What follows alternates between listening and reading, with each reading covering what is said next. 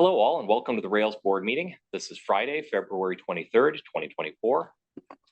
I'm President of the Rails board and I call this meeting to order at 1 p.m. Emily, would you please call roll? Sure. Monica Caldecott. Here. Rosie Camargo. Here. Jean Carroll. Here. Alice Creason. Gwen Gregory. Here. Diane Hollister. Here. Jennifer Hovanek. Here. Renee Leva. Julie Milivek. Here. Thomas Stagg. Here. Alex Fancina. Here. Vanessa Villarreal. Karen Voidick. Here. Yolande Wilburn. Catherine Yanikowski. Here. We have a quorum. Thank you, Emily. We'll handle guests and public comments at the same time, starting with guests here in Burr Ridge. Monica Harris, Rails. Karen Swanson, Rails. Kate Nehoff, Rails. Laura Nemeth, Rails. Warfield, Rails. Dan Bossman, Rails. Ann Slaughter, Rails. Emily Feister, Rails. Mark Hatch, Rails. Philip Rams, and we have Chris Cottrell from Building Technology Consultants. Thank you. Are there any public comments here in Burr Ridge? Okay, let's move on to East Peoria. Are there any guests in East Peoria? There are no guests in East Peoria. Okay, no public comments in East Peoria? None. Very good. Thanks, Tom. Emily, would you read the name of guests on Zoom? So we have Barb Miller and Layla Heath and Pat Berg. Are there any public comments from Zoom participants? No. Any received by email? Thank you, Emily. So we will move on to the consent agenda. Does anyone wish to move any item from the regular agenda, from the consent agenda to the regular agenda for further discussion? I move to approve the consent agenda, except for moving 9.1 board development to after 6.0, the Rails financial report. Thanks, Julie. Do we have a second? I will second. Yolanda. Thank you. All in favor, say aye. Aye. Opposed, no. Agenda is adopted. On to item 6, Rails financial report. Karen? Thank you, Alex. And hello, everyone again. So I'll start with our general fund cash and investment balance as of January 31st. It was approximately 26.7 million. It would fund approximately 23.4 months of budgeted fiscal year 2024 operations. General fund revenues through January of a little over 14.2 million. Were approximately $417,000 above budget, and this is mostly due to investment income, of course. So the average interest rates for our money market accounts are at 5.4% right now, which is holding steady from the prior couple of months. And this is compared to our budgeted 3.75% interest rate. So we're running very far above that budgeted rate. Interest rates are remaining stable right now due to the Federal Reserve's decision at their January 31st meeting to continue holding rates stable for this is the fourth meeting in a row that they've done this. And now what's new with this last one is they seem a little bit more uncertain about the potential for those 0.75 percentage points cuts that they had projected for calendar year 2024. So it seems like it's causing more stability in rates right now. So it's good news. Halfway through January, the last of Rails' treasury notes matured. It was the last of our original 4 laddered investments that we'd done. And it was approximately $1 million. And after evaluating interest rates, we made the decision to invest in those funds in 4 3-year CDs at an average interest rate of 4%. To lock in this high in interest rates a little bit longer. General fund expenditures through January were $9.5 million, and these were nearly $840,000 below budget. This was mostly due to lower personnel expenditures. You all know how many open positions we've had during the year. Just the normal delays in recruitment for these positions, as well as favorable to budget staff health insurance elections. And we budgeted a blended 11% increase in health insurance. So we should, the health insurance should end up closer to budget now that we've seen what the new elections are and those that 11% increase has actually happened. But overall, the salaries and payroll taxes should end the fiscal year well under budget due to those delays in filling all of those vacancies that we've had. This under budget amount was also due to lower library materials expenditures, and it's the same as previous months. We haven't spent anything as far as the $100,000 of extra materials that we budgeted for the K through 12 and special language content for the e-read program. And of course, this is partially offset by a higher than expected participation in the EBSCO database group purchase program, but it's offset by the revenue that is shown above in reimbursement revenues. This under budget expenditures were also due to lower contractual services expenditures, and this is mostly due to timing differences. Our delivery outsourcing contractor, there's a normal delay in receiving and paying those weekly invoices from them. And we had budgeted a high fuel recovery surcharge, which thankfully, the fuel charges, the fuel prices have been consistently decreasing. We hit a new low in January from December, but they've been consistently decreasing and been well under the $4.25 that we had budgeted for. And the contractual services expenditures were also lower due to not having yet awarded any My Library Is grants. But as you see in Monica's report, we received 53 applications for well above the $100,000 that we had budgeted for. So we do expect to award those in the full amount, the $100,000 that was budgeted well before the end of the fiscal year. We also have a second catalog membership grant period that's planned with a deadline of mid-April, and there's a total left to be awarded in contractual services of $89,188. So we'll see if we have applicants at that point. But we did budget based on expressed interest in joining a consortium. We did have lower vehicle expenditures as well.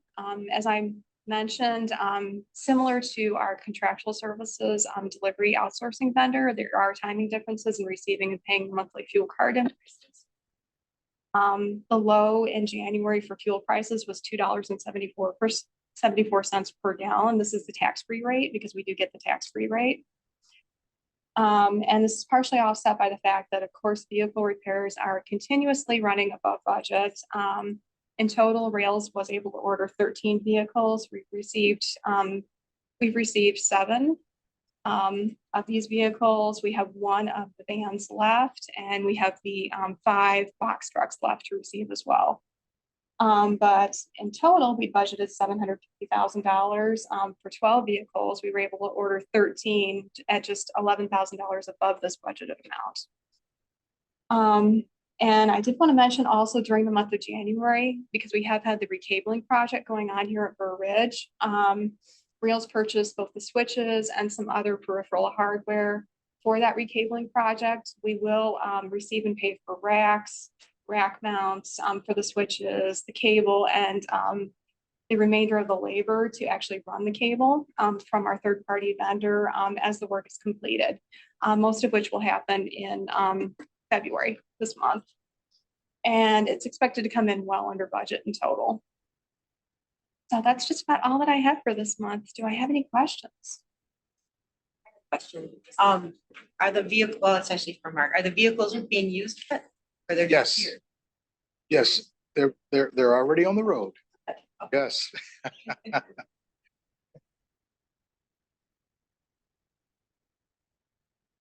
right, any other questions? Hearing none, we'll move on to item 9.1, the Rails facilities and capital assessment overview. Thank you, Alex. Good afternoon, everyone. So in your packet, you will find a short memo and a copy of the capital needs assessment for this facility here in Berkeley. For some of you, have probably seen an assessment like this one before, perhaps for your own library, but I imagine not all of you. So just as a reminder, this is the assessment lays out sort of the necessity, the timing, and of course the projected expenditures related to capital improvement projects over the course of a number of years. And this really positions Rails to anticipate needs rather than just reacting to problems in the moment. And from a budgeting perspective, it allows us to really secure those funds that we need in place gradually as opposed to all at once. And I think both by using this assessment as well as our own assessment, of course, we have Mark Hatch, Demond Warfield here from facilities and delivery to sort of help us in assessing the anticipated use for staff, for our members, and altogether really puts us in a position to help prioritize projects going forward into FY25 and beyond. So we invited Chris Kotter here from Building Technology Consultants, BTC. I believe they began their work on this assessment early in 2023. And of course, I've been working closely with Mark and Demond on this project. So we invited Chris to come and talk to you all and walk through this assessment. At the end, of course, we'll have some time for questions. So I know Chris had some slides, which I'm going to pull up, and then I will turn things over to you, Chris. Okay.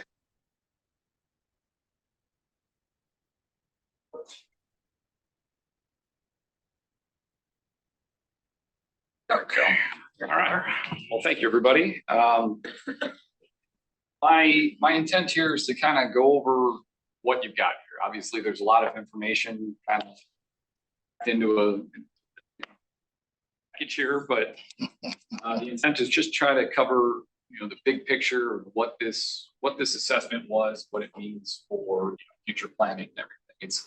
It's meant to be a 30,000-foot overview of all your building systems and a roadmap for planning for future projects.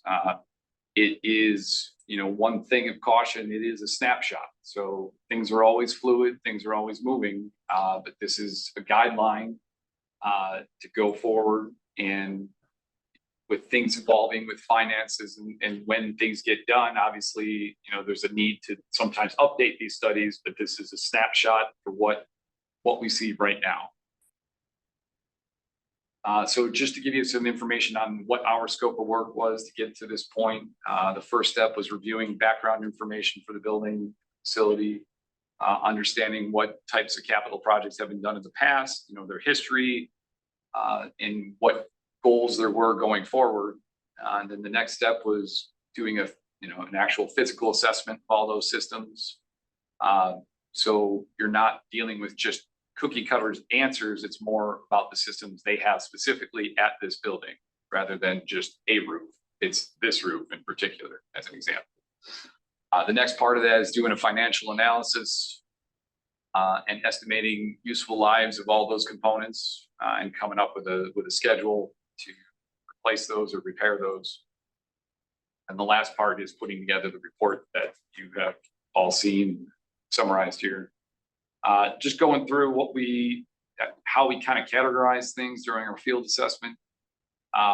These are the different components that we broke things into. Site elements really being anything outside the building, landscaping, the asphalt pavement, curbing, sidewalks, and even like site furniture and things like that.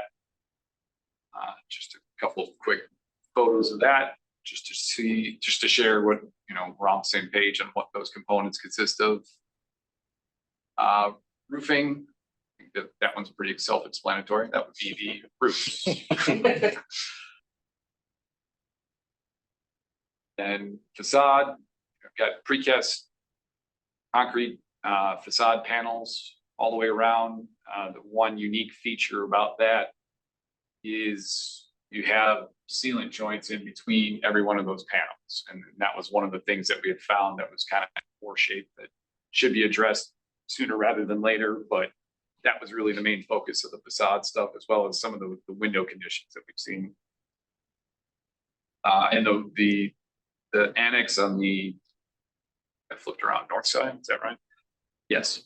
That actually has like a stucco finish on it, so that's slightly different than the precast panels that you have everywhere else, but that's really the only variation facade stuff. And then obviously interior finishes is everything you're looking at in here, from shelving to desks to computer software to ceiling finishes to carpeting, all of that kind of fits into this category.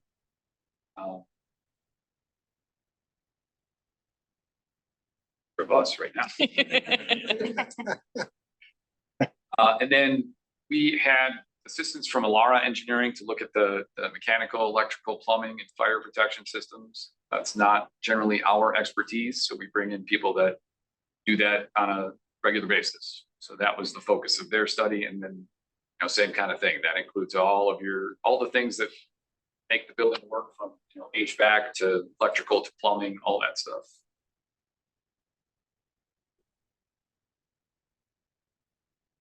All right, so what's in this report? So I think the important part, obviously, there's a lot of information here, but I want to touch on what you have and what should be used kind of as quick references, if nothing else. The first few pages is just really an overall summary of, it includes, you know, it explains the scope of work, what we did, the methodology for the financial analysis, as well as the results of the financial analysis. And then it just lists all the assumptions that are associated with that.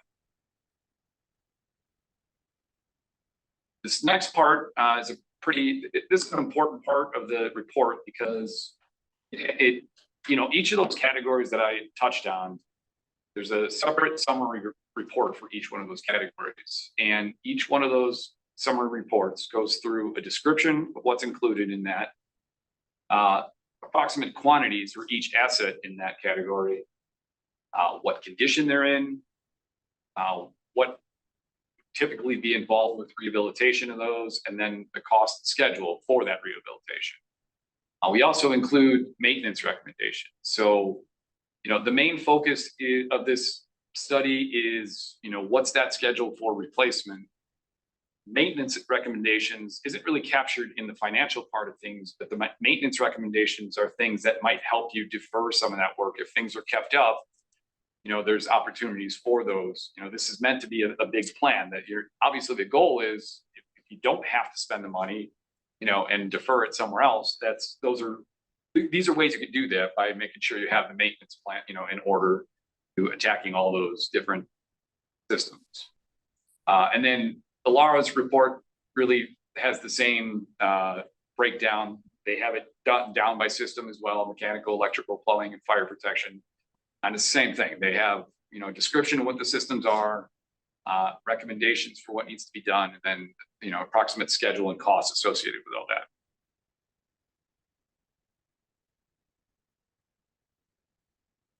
The last part of the report is the financial analysis table. So this is all the nuts and bolts, all the financial information for all the information we compile. Now, so I put this here not expecting everybody to read this, but I do want to draw your attention to table 1 as probably being one of the most important references in this document. If nothing else, you know, over time, pricing changes, things change with budgets. But this is a quick snapshot look at all your systems, approximate quantities, you know, a quick 1 or 2 word assessment of their condition. Obviously, that doesn't really, it's not a huge detailed thing, but it just at least gives you, okay, you know, if something's in poor condition, this would be a quick reference for that. It's just a little bit of a blow up. Hopefully you can see that better. But the point being, you know, you have 2 visible there, being the asphalt pavement, the concrete flat work. You can see what it includes: the typical useful life, what the remaining useful life is based on, you know, at the time of the study, and then quantities. As I mentioned, if nothing else, this is a quick reference on where to find, oh, I forget how much carpeting we have, or, you know, what is the size of our parking lot? This is a useful tool for that as a quick reference. And then to get further into the report, table 2 and table 3. Table 2 is an expense summary for all 20 years of the study. This is just showing the first 5 years. Again, so it's every item within each category broken down, and then, you know, schedule and costs associated for when things need to be done. All these numbers in this table refer back to what was listed in the component summary reports. So those numbers match. Table 3 is all those same things, but just inflated. So those numbers won't match what's discussed in the component summary reports, but those are just inflated values of table. And then when you get into table 4, that's kind of the analysis of, you know, what needs to be contributed to the reserves to be able to fund some of these projects coming up. In the near short term, things were okay, but there's a couple years where you get into some pretty significant expenses, specifically in year 4 and year 6, where there's a couple big ticket items all kind of grouped in those same years. So the idea is to build up the funds so you could sufficiently fund those projects. And then, you know, possibly there's the potential to kind of taper off after that. Because a lot of the big ticket items will have been taken care of by that point. So that's a tabular view of that. And then table 5 is really just a graphical representation of the exact same thing. So that top one is what we had recommended as the contributions to the reserves. Like I said, building up slowly to kind of cover those big expenses in the next 4 to 6 years. The one below that is what those expenses look like, and then that bottom one is just the balance of the reserves. You see, there's a couple of years where it gets a little bit low, but then you got to be able to balance not being, you know, ridiculously out of proportion to have sufficient funds in just those 2 years. So this is kind of the fine line snapshot balance where we thought it was the best, and based on input from discussions we've had, seemed like the best fit for what the facility has to do going forward. So that was my really quick version of explaining what's included in the report. Are there any specific questions or any questions I can answer now that I've blown through that? It's a lot of information there, I know. I will just say, thank you. This is a well put together report. I appreciate the cost escalators in there being put in over time. I think that really helps to understand how much we do need to keep in the reserve balance. So thank you. Thank you. Really? Nobody's got questions? Easy crowd. Thank you. All right. Thank you to Chris and thank you, Devon, for making sure you're staying on top of this stuff and giving the board the information so that we can make the appropriate decisions so that we can keep our buildings lights on, water out, fully functional, heated, cooled, all the good things. Very important. We also just wanted you to have the opportunity to see all of this in advance of our budget planning process that we're about to head into, and we'll be looking at some of these things. So it's just a chance to think big picture, to talk about the kinds of things that might be available in the building. And we really do appreciate the work that you did, Chris, and your team. And of course, our team was very involved in this process. So thank you both for all that. Thanks. And a lot of those pictures are worth 1,000 words. And you know what, in an interest of keeping it short, but yes, That's usually where I spend a lot of my time is the pictures. I see, get the picture of everything that's going on. So. All right, that brings us to reports, and I'll start us off.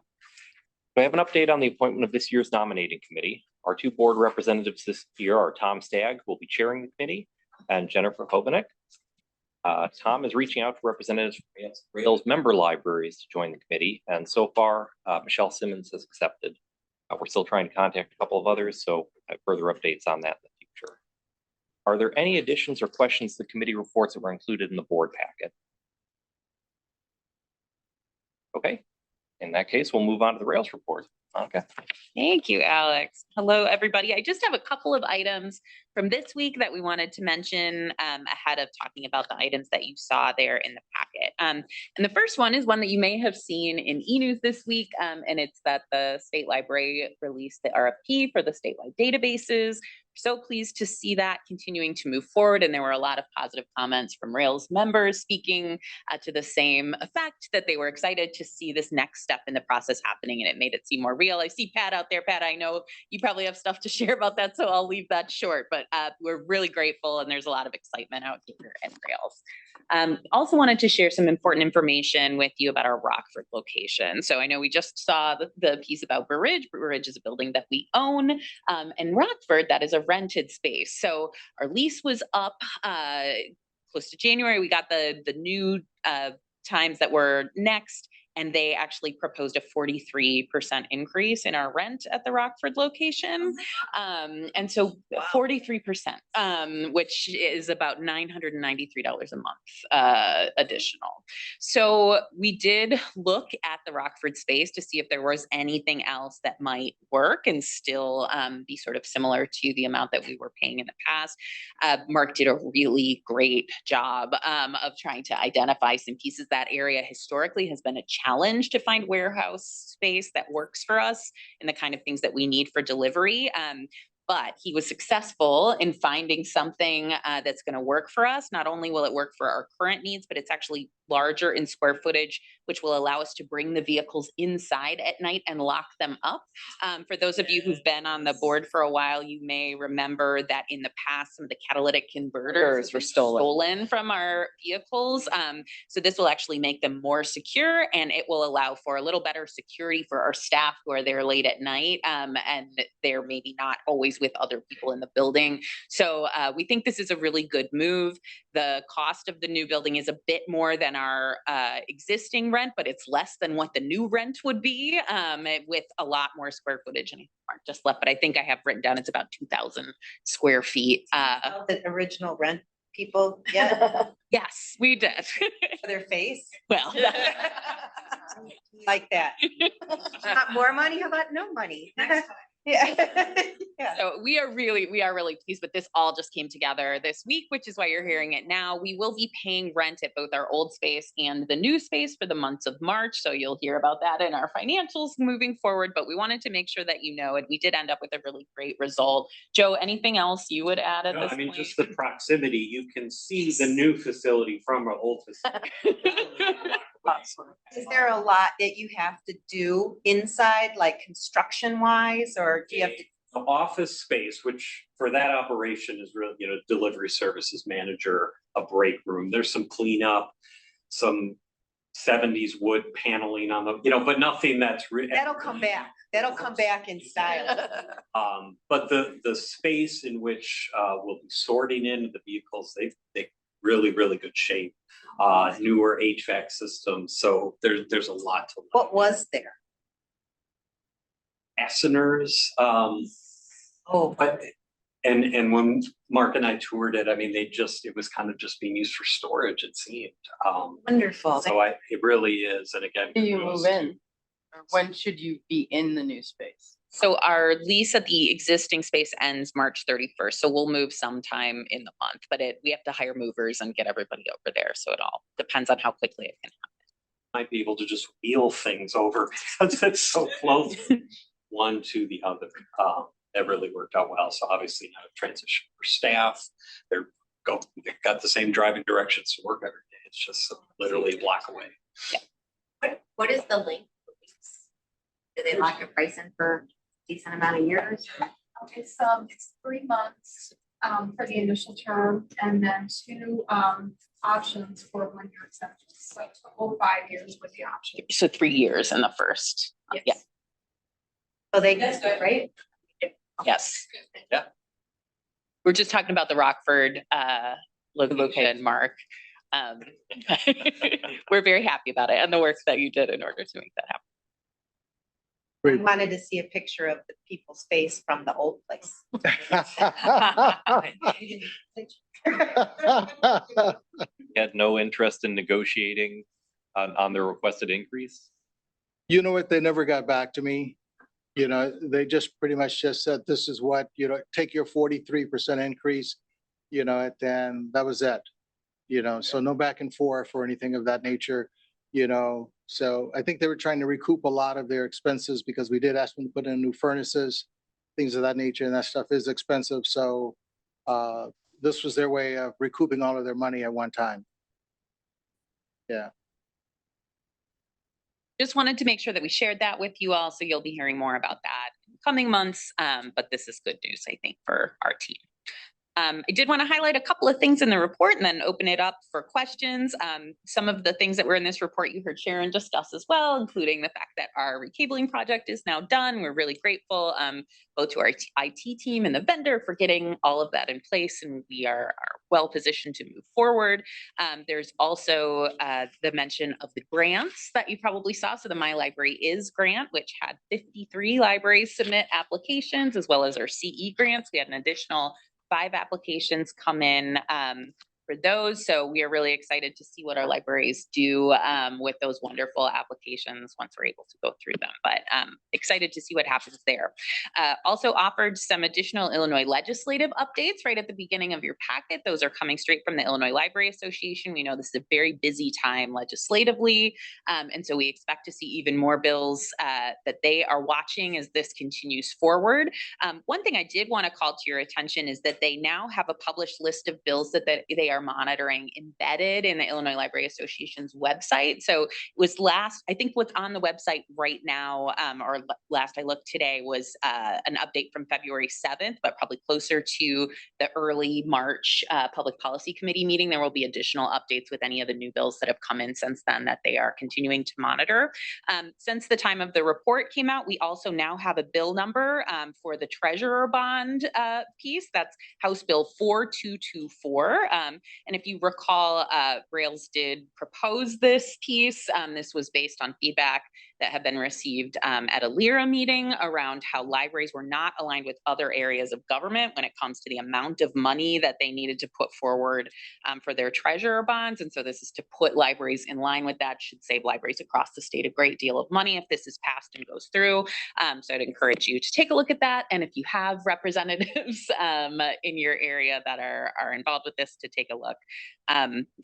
This has been moved to committee at this point, along with that bill number. We've also been continuing to receive some questions about Public Act 103-100, especially this month from school libraries. So the Illinois State Library sent out a letter to many school libraries reminding them of this change and that the Public Act 103-100 became law on January 1st. And so a lot of them are having questions about how to move this forward. We've had some conversations with ISLE around this. Dan Bostrom has been instrumental in putting together some resources around that. And we will be looking to publish those on a Pulse page sometime soon. But in the meantime, we're also just having conversations about the kinds of questions that school libraries have when it comes to this. So we can also create some kind of frequently asked questions document through our partnership meetings. So if you are hearing from school libraries with questions, particularly about Public Act 103-100, love to hear what questions they have and how we can help them navigate these changes so they can be compliant with the law. So wanted to call that to your attention as well. Also, we had a couple of big things that we wanted you to know about, and so that you can also share with your library. So one is the open letter on digital equity. Ann Slaughter's in the room today. She was instrumental in creating that letter, but it was signed by our 3 organizations in our sort of partnership, and that's between Carly, Heartland, and Rails around supporting these major issues of digital equity. We've also received a lot of support from the Secretary of State and Illinois State Library, as well as ILA around these issues. It's a great letter, and it really goes through the important ways that libraries need to be included in the digital equity plan that's happening in Illinois. So if you haven't had a chance to read it, I would encourage you to do so. You can find it by going to that broadbandforlibraries.com page, scroll all the way to the bottom of the page, and you'll see it there. It's a great letter, and I think one that if you're speaking to folks about why this is important, it really highlights a lot of the reasons that libraries need to be included. You also, if you watch the member update, know that our school library advocacy through education Slate project dashboard was recently launched. Jeanette has been going around and doing a lot of presentations on what people can potentially do with that data. But after a couple years of work, it's so wonderful to finally get a chance to see it and have people interacting with it and applying it to their local school districts. So it's been really exciting to see that move forward. One result from the IELTS certification meeting that we had is that we are going to continue to discuss within the partnership meetings some kind of tools for advocacy that both parents and community supporters can bring to their school boards to use some of the data that's in the SLATE project to advocate for school libraries and school library workers, but also to make sure that librarians in the area that want to support school libraries have some talking points so that they can talk about how school libraries are so important to school learning, but also to the library ecosystem in general, and making sure that people learn the importance of library skills and those pieces of libraries when they're at their school library so they can take them into their whole lives. So really exciting to see that launch, and we're also excited to see where this continues to go. Also just wanted to call your attention to the consortia reports that are included at the back of your report. These are great ways to see what's happening in all of those LSAPs. There's really great work happening across the board. So wanted to open it up in case you have questions about anything I've shared or anything else that you read here in the report today.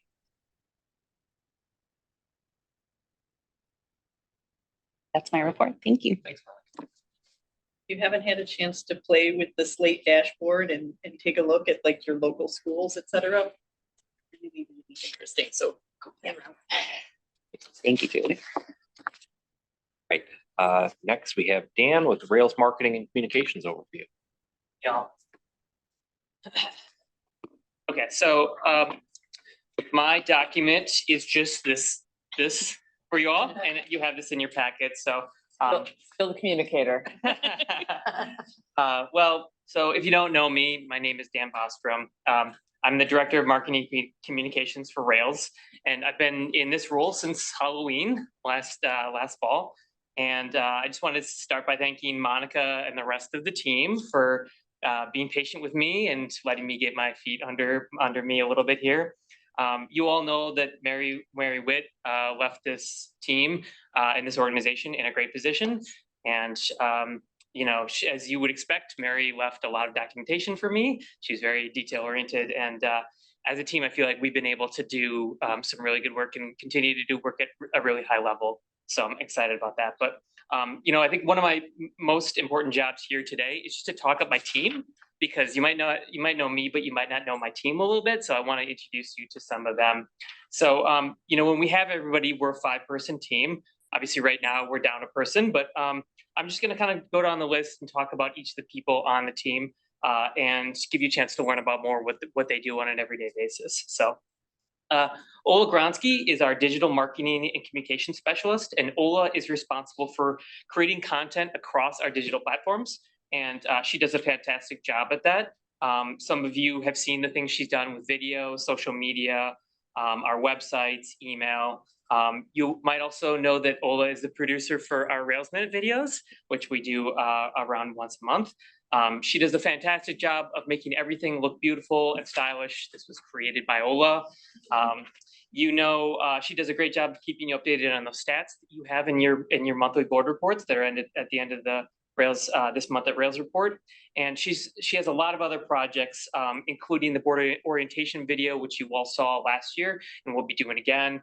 And a lot of other video projects, like there's a series of delivery videos that she helped put together. So she does a fantastic job. It's been great to have her on the team. She's only been with us about a year, but she's doing really, really good work. Brian Smith is our applications and web developer. We're really lucky to have Brian because he has such a unique combination of skills. If you know Brian, if you talk to Brian, he'll tell you that he's a librarian that makes websites. That's his unofficial title. He says it all the time, so I'm not putting words in his mouth. But he's a lot more than that to us. First of all, he's our L2 wizard. So he knows everything about L2. I understand that not everybody knows and uses L2 as much as we do, as much as we love it, but Brian can give you all the functions. He can make things work. Give him enough time and he'll make anything work, which is pretty awesome to have. He redesigned our website last year, as you can probably see, and it's fantastic.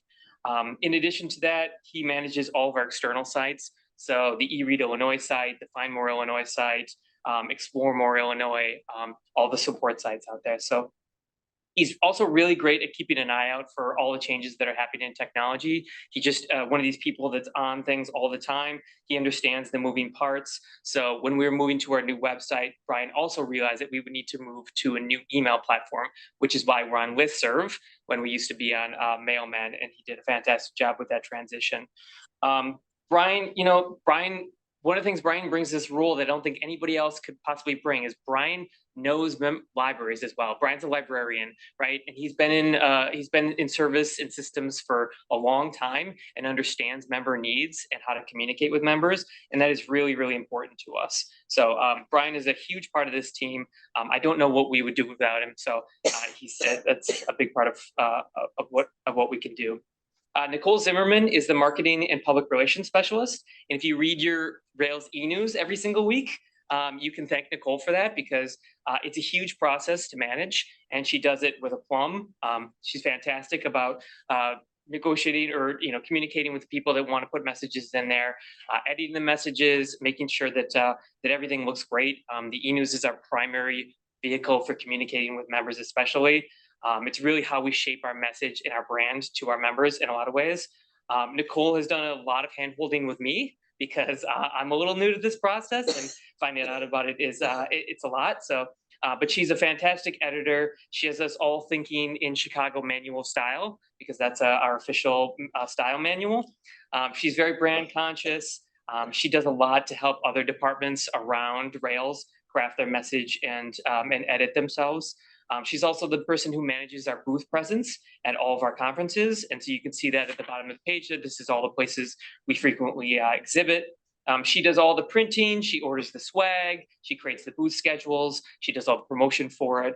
So Nicole has an interesting job, because it's both digital and in-person interaction, and she does a really great job of it. I think Nicole's also incredibly personable. If you ever get a chance to talk to her, she's a warm, friendly person. You'll know that right off the bat. So that is a huge plus. She's also Wisconsinite, so that's important to me. Finally, we have our open position. As you know, this is my old role. The member engagement specialist is responsible for site visits, networking, peer-to-peer engagement, acting as a liaison with our networking groups, managing our different email lists. So it's a big role, but there's a lot of room in that role to be able to make it your own and to kind of try new approaches. And so, on any given day, that person might be participating in an online meeting. They might be talking to a group of rural library directors. They might be interacting over email with specialized libraries. So this is, just a really important role. As you'll see in a couple of minutes, this person also does the membership things where they onboard new members. And so they have to come before the board and get approval from you all for new members. They also handle a lot of our specialized projects, like the My Library is Grant project, which you heard about earlier, and a lot of other kind of as needed projects. So I'm sure you're all curious about the process for hiring that. The deadline did just close for that particular process. And so we're getting close to the point where we can start booking interviews, but we're not quite there yet. So just really briefly on those communication channels, I'm not going to talk too much about those. I always remind people a couple things. One, please know your L2 information. Please have your L2 login. It's really important. That's the key to accessing everything in Rails. There are a lot of sites, there are a lot of pages on the Rails website that are behind an L2 login wall. So if you go to that page and you're not logged in, you're not going to see what we have to offer. That's really important for all types of library workers. Please bring that message back to your libraries too. Two, subscribe to the Rails e-news. It's a compendium of everything that is happening in Rails and beyond. We frequently highlight information from our library partners, grant information opportunities for libraries. So please do read that on a weekly basis. Three, subscribe to those email lists. They're a great way to kind of listen in to what is happening in Illinois libraries. We call it strategic listening. It's just a good way to know what are the concerns of our member libraries, what are they seeing, what are the trends, what can we offer them in the future. So we do a lot of listening there, but you all can do that as well. Four, lastly, just make sure you're following us on social media. Again, we have a great presence. Ola's really done a lot to kind of revamp that and push up our engagement. So we're also trying to do the best to make our member libraries look great on that as well. So lastly, just our emphasis is always to communicate quickly, clearly, and effectively with our members. And I have all the confidence in the world with my team that they're doing a great job and that we have really big things ahead of us. So, any questions? Yeah, earlier last year, sometime Ola and I talked about Twitter. I think when Twitter was changing, and at the time I felt like I'd gotten the message that like people were all maybe feeling like oohed out a little bit, and but now I see back with, so you're obviously continuing to use that, yeah. For now. Okay. Yeah, it was hard for me to walk away from Twitter because I had such a cool like presence, or not presence, but a good like community, but it oohed me too much. So now I just do Instagram for my students. We're gonna continue to look at it. Okay. Because it's not what it used to be. Yeah. And I don't think that we're able to really reach individual members on a like engaging basis. So we're gonna keep it. It's kind of like just, keeping a mailbox open. We're gonna keep it open. Okay. For now. I don't think it's gonna be a feature of our strategy. Yeah. Well, I appreciated the conversation I had with Ola because it helped me to see like what other organizations that I respect, like what methods, what pathway they were taking. So know that Yeah. we're of course we love to see Rails sharing stuff, but we also take leadership too. Yeah. We're investing heavily in other platforms. I can tell you that we're not as invested in X. Okay. Good question. I read the weekly newsletter Thank you very much. religiously, and I get lots of good information from it. I often click on links. Yeah. And just for me, I like to know what's going on. I like to know who's the director at such and such, and what grants there are, even if it doesn't apply to me. I just feel like it's professional knowledge that I should know. So Absolutely. I do. Good. Yeah. pass that along, please. Great. I will. Thank you. I think the only constructive feedback I would give you is sometimes on deals and discounts, I get like, oh, whoa, look, deals and discounts. And then I have to log into L2, click the button and to find out it's not for stores. Yeah. Okay. So maybe sometimes when it's like the info-based thing, I was like, oh, wow. And it took me what, 7 clicks or something before I realized it wasn't for me. That's great. So rather than saying Rails members can get this deal and discount, yeah. I know you hate to say not you on the first page, but I mean, clarity's. That's mine. Rails members, small parens. Right. Clarity Public is only, very yeah. important. Yeah. Thank Yeah, you. For okay. Twitter, I did notice that Rails now has a account on Blue Sky. Last time I looked, Brian Smith and I were the only 2 people following it. So Oh. It's a placeholder for now. right.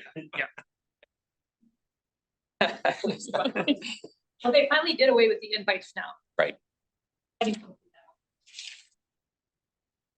I just like to compliment the whole team because I know I've worked with all the people on the team who are always very helpful and doing things like supporting listservs for outside groups. Yeah. IACRL listserv, which Brian does, and always putting things in the newsletter when I send them in, or even they see something from me saying, well, how about if we put this in the newsletter?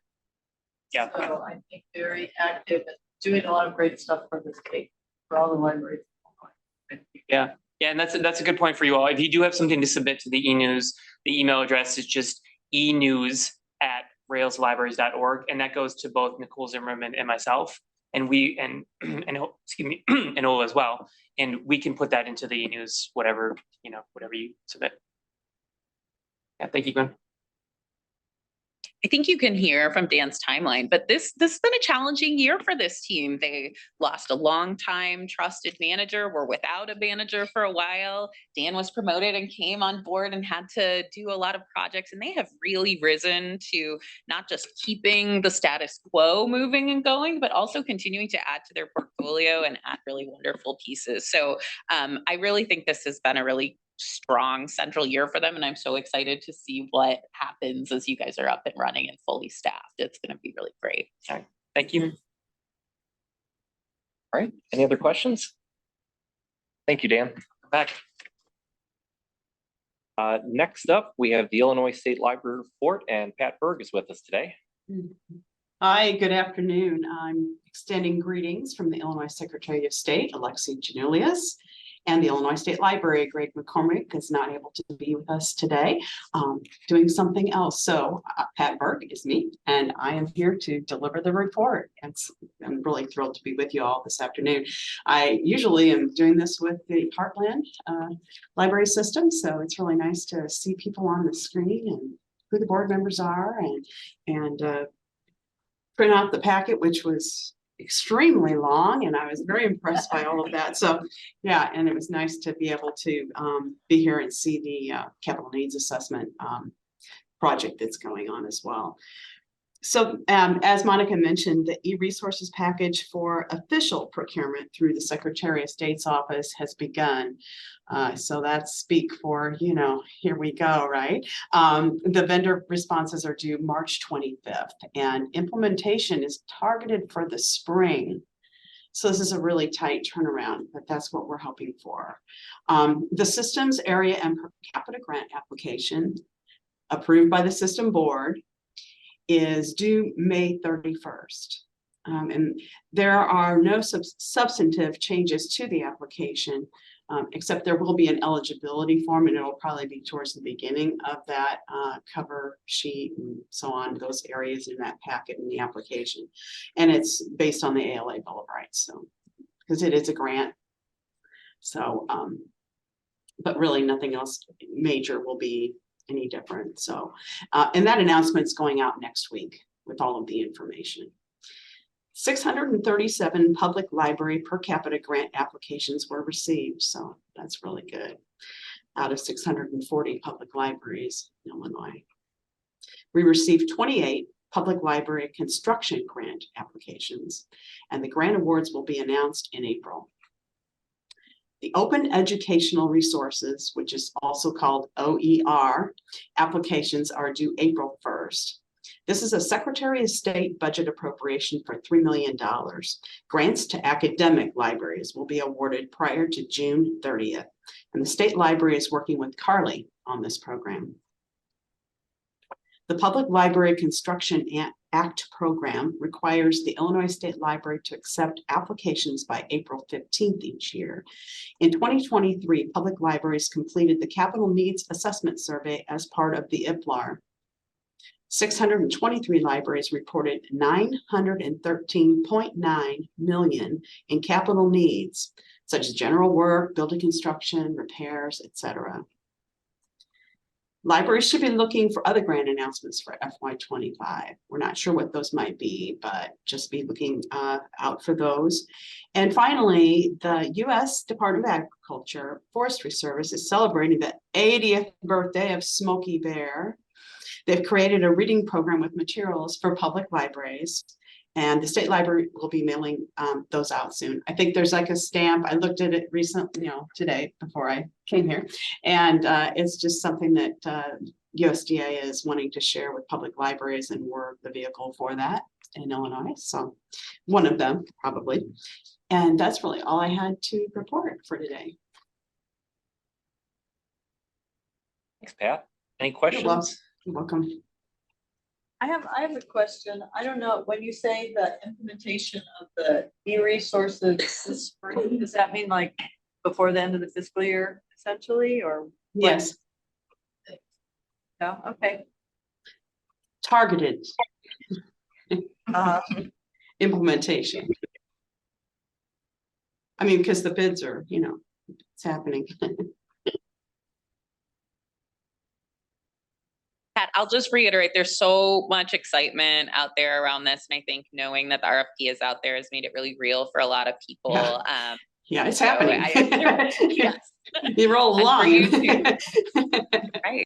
Yeah. So we just want to, again, extend our thanks to the Secretary of State for including this in his budget and for all the work that you all are doing at the Illinois State Library to make this happen. I think it's going to be a wonderful thing for libraries in Illinois.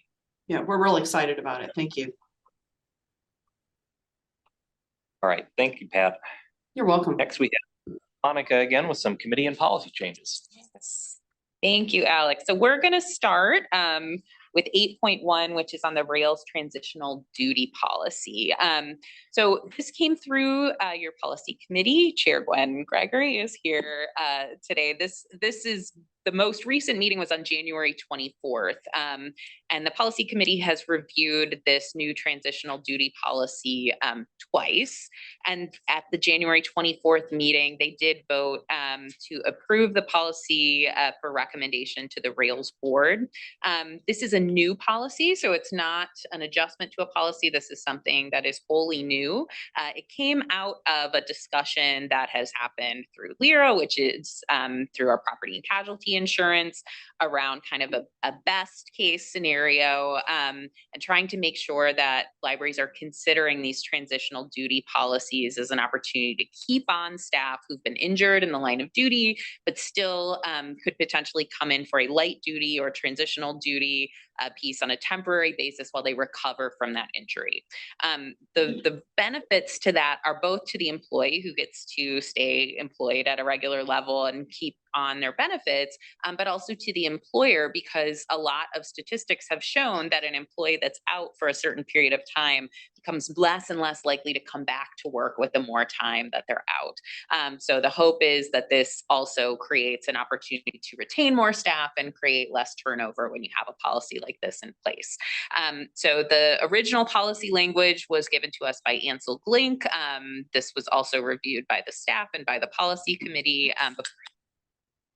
Wanted to open it up to questions or anything that anyone wants to know about this policy.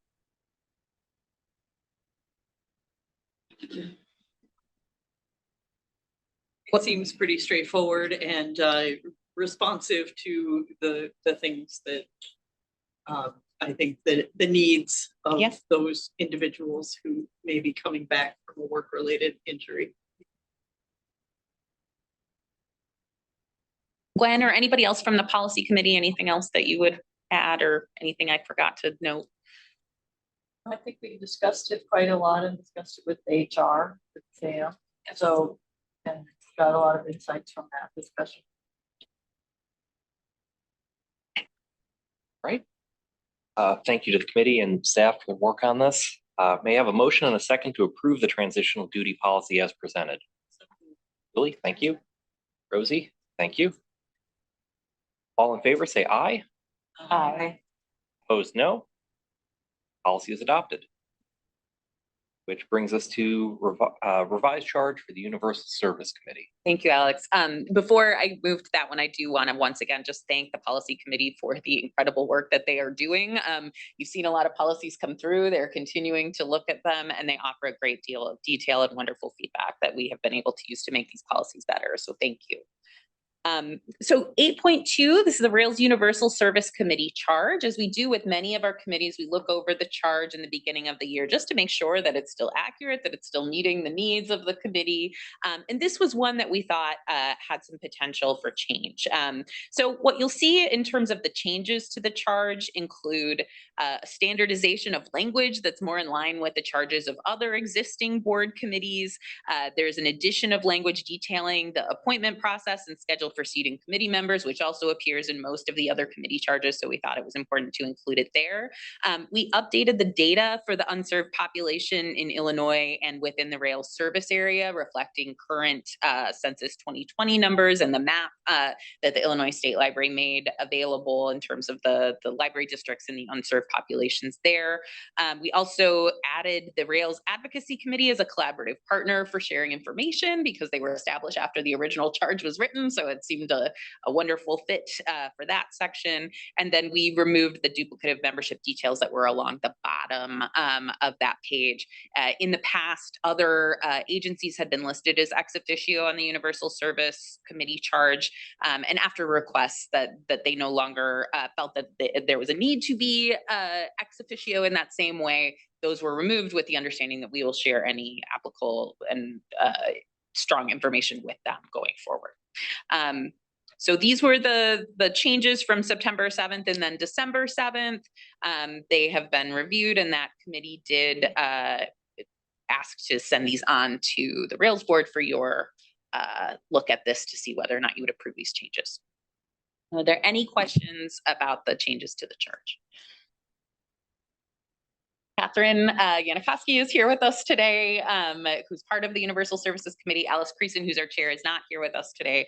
But Alice, Catherine, is there anything else that you would share or anything that we needed to know? No, you did a great recap. Yeah. All right, if there are no questions, may I have a motion and a second to approve the revised charge for the Universal Service Committees?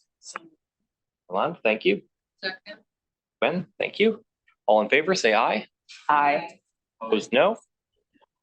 Motion carries. Okay, now we're on to Dan with 2 new member applications. I'll move so quickly, like I barely had time to sit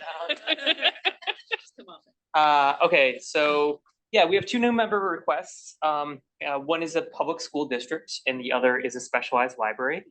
I'll start with the first one, the Lindop School District 92. This is a 1-school district in Broadview, Illinois. Yeah, very close to here, actually. It's a smaller district, but most of the school districts around them are members. And the students matriculate into districts that are also Rails members. I did find that they were suspended in 2013. Now that means typically, I don't know exactly why they were suspended. Typically, I think in 90% of these circumstances is because they didn't have someone working in the school library. So that's what I would suspect, but that was, more than 10 years ago. So I did have a nice talk with Colleen Layton, who is the school librarian there. As you can see, she's pretty new to the district, but she indicated to me that there was not a school librarian before she joined. So it's probably just, new administration or something like that. She seems really interested in building up the library. She's really interested in being eligible for grants to be able to build up the library. I think we had a really nice conversation. And I would definitely recommend them as for membership. My other request is from the University Club of Chicago. This is an interesting one because we don't get requests like this very often. Yeah. And I will freely admit that I had to look this one up. I was confusing them with the Union League of Chicago, which is a similar type of private membership organization. They are completely eligible for Rails membership because they have a staff librarian. The Union League is already a Rails member, so I was like, why are you requesting membership? But it's a different organization. The librarian there is Dahlia Mills. She's only been there at the library for a couple months. But she has an MLIS from Dominican. She worked at Brookfield Library. She knew all about Rails. We had a great conversation. It's pretty interesting to see a specialized library that is running Follow Destiny. We don't encounter that quite a bit. And that's usually for schools, but we know that they have a catalog, which is great. And it would potentially make her job a lot easier if she wanted to join something like eRead Illinois or Find More Illinois. And she did express interest in both. So I think they make great candidates. Can I answer any questions on either one of these? From what you understand about the University Club, their library is just general collection for members? Yeah, and from what I understand how it works at the Union Club of Chicago, it's like a lending library. Okay. And they can borrow materials. They're a member of eRead Illinois, so they can also borrow digital if they're like not members of their local public library or connected to a university. They can get those ebooks through the Union League of Chicago, and yeah, and it's a beautiful. I didn't go in person. We did it over Zoom, but it's a beautiful space. As you would guess, and it's all wood paneled, and they definitely had a lot of titles on the shelves, so it looks nice. Yeah. It's the University Club. Yeah, I know. Trust me. Yeah, so what are they serving? University graduates is what I understand. The only requirement I believe is that you have a degree from a university and you can join. But it's a private club, it's like networking, and I think they have other services. I'm sorry, I don't know too much about the other services. Corner of Michigan and Monroe. Yeah, it's downtown. It's in a swanky location. Dan, because it's a private club, they're willing to open their collection to sharing. Yeah, and they want to do interlibrary loan, and that was a goal of theirs, is to do interlibrary loan. It's not uncommon that we have, for example, corporate libraries are a great example, right? That that want to join OCLC in order to get very specialized materials from other libraries. But in doing so, they also open up their collection to other libraries, right? And that's completely fine. Yep, good question. Always good to bring out another special. Yeah, it is. It's cool. Yeah, it's good to see that they're doing this. Okay, may I have a motion and a second to approve the Lindup School District and the University Club of Chicago for Rails membership and send to the Illinois State Library for final approval? Move we accept new members. Micah, thank you. Second, Karen. Thank you, Karen. All in favor, say aye. Aye. Opposed, no. Motion carries. Since we had our board development topic earlier in the meeting, we'll move on to item 10, which is Rails board member reports. Does anyone have any news about their library they'd like to share this month? All sorts of crazy happenings at Downers. If you're interested in all the crazy backstory, go ahead and look at our FOIA tracker and read through some of the emails from a current trustee and one of our crazy community members. It's going to get interesting at next week's meeting. Cool. You need support somehow? Is there anything you need to support? But we shall see.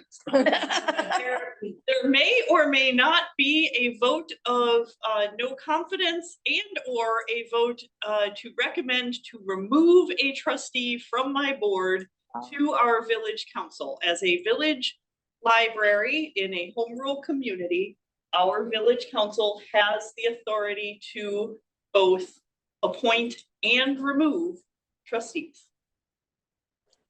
So, and it's in my board's bylaws that they can make recommendations to the village board for the removal of a trustee. And it's being done. It may very well happen on Wednesday. We shall see. And Julie, what issues are at the heart of Over the this? weekend, one of my trustees shared a draft policy document with a resident who has been verbally and by email harassing me personally. And he shared a policy document that was not a draft, that wasn't for public consumption. Right. Yeah.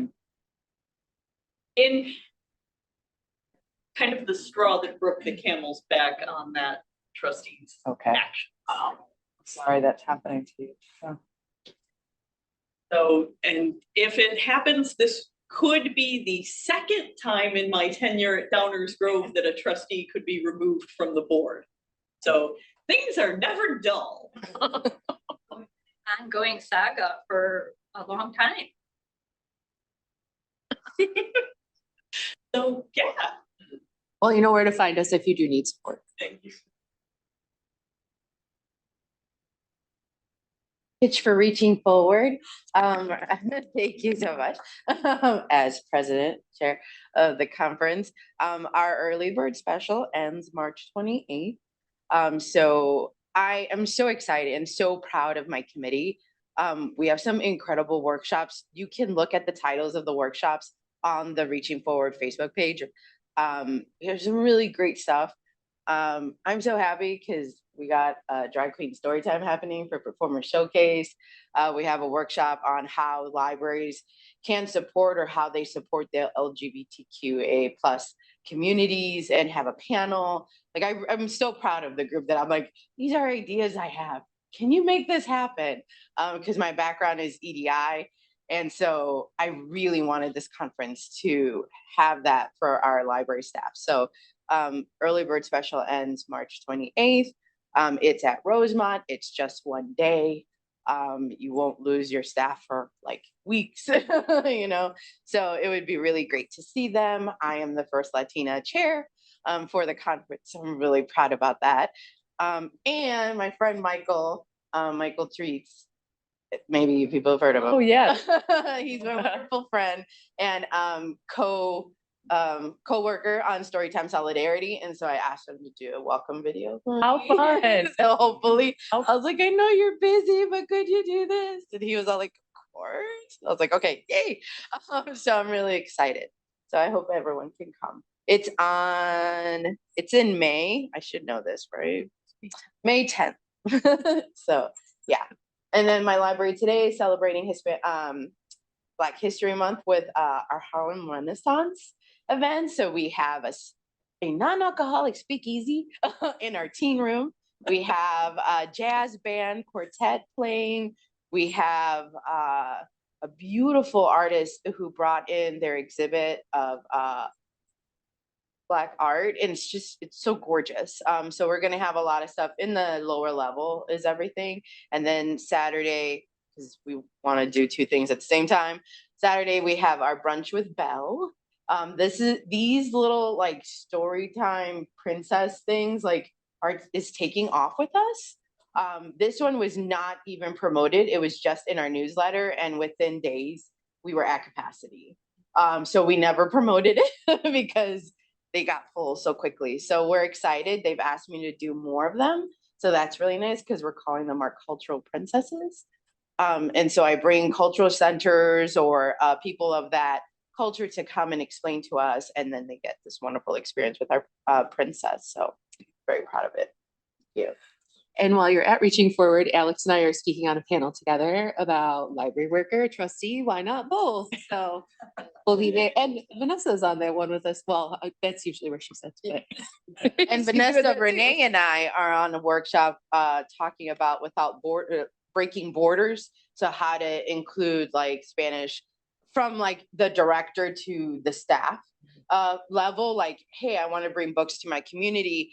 What does your director need from the manager? What does the manager need from the staff? What does the staff need from the publishers? So that's how we're kind of explaining it. So I'm really proud of everyone. You guys are doing Great representation from the Rails board. The library trustee. well, we have 5 different people on this one. However, we may be submitting another one for ILA because ILA is very happy that we're doing this topic. So we've been encouraged. Do it again. I do have exciting news to share. I have taken on a new position with Indian Prairie Public Library in their outreach and programming department. So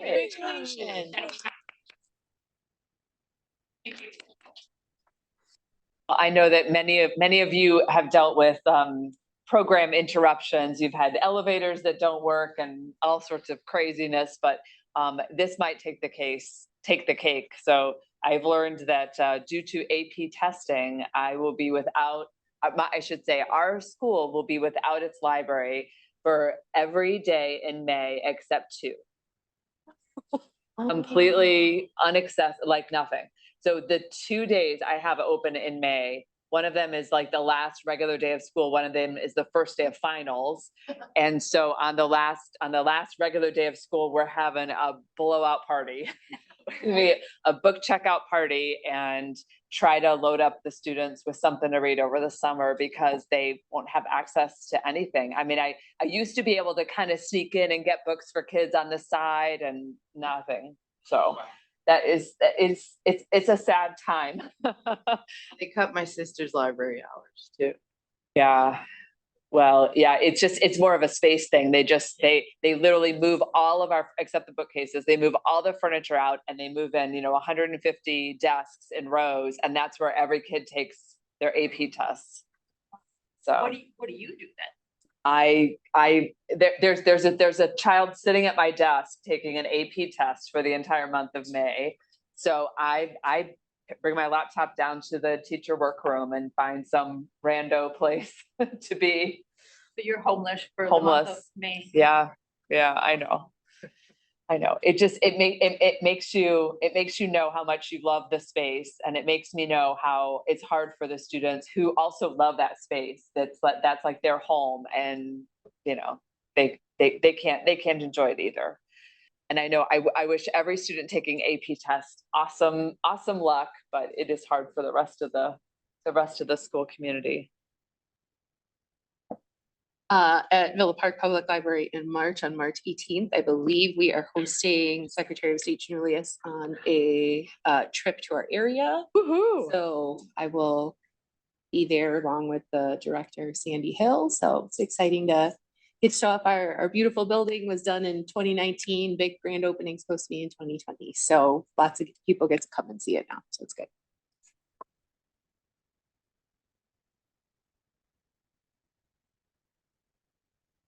Next up, we have our meeting recap and agenda building for next month. Our next meeting will be on Friday, March 22nd, 2024 at 1 p.m. We'll have an iLead demo with guests Leanne Furby and Anna Yackel from the Illinois Heartland Library System. Is there anything else to add to the agenda for next month? Okay. Can I make one comment? Yeah, So absolutely. you will see that, so Leanne and Anna will be coming up to Heartland to do that demo. Because they're coming from downstate, they're gonna do a program in the morning here at Burr Ridge, also on the iLead and a longer program demo. So if you want to make a whole day of it and come to Burr Ridge and hear about iLead twice, you could do that, the morning program, which they're gonna invite directors and trustees, but just know then if you can't make it, of course, during the board meeting, you'll just get a condensed version of that from them. But they figured, again, they're traveling here, they wanted to use that opportunity to do that program. You'll But- probably see that in. And even their condensed version, I think the one they're doing for the board, they're anticipating is going to be 30 minutes. So it should be a pretty in-depth view of the iLead product at our meeting next month. Thank you. Anything else for the agenda? All right, in that case, we'll adjourn this meeting at 2:15. Thank you all.